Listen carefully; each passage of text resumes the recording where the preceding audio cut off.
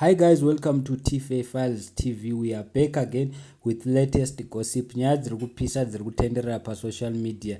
Nelson Chamisa azopindira panyaya yaWinkid anyora pa Twitter pake akanyora kuti stop stifling artistic freedom and creativity at Winkid Gaffa to the Gaffest is just a musical icon.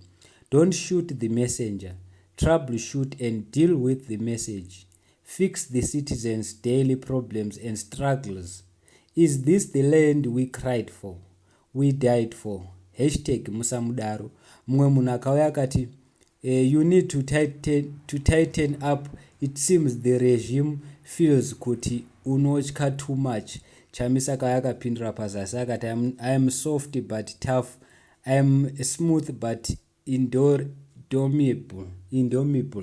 Mumwe munhu akauya akati, it's becoming too much my president. Vakunetsa vanhu vezanupf nemapurisa vachishandisa mapurisa. Mumwe munhu akati, they are busy harassing the messenger, ignoring the rich content of the message.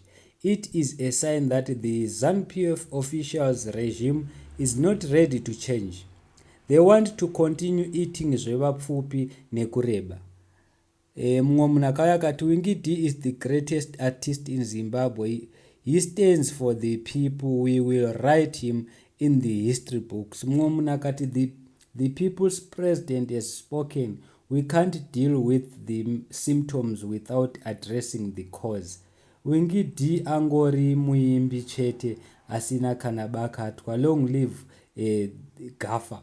Mumwe munhu akati, they rather stop for ending careers of those speaking against corruption instead of ending the corruption. Mumwe munhu akati, that's not it. It's terrible.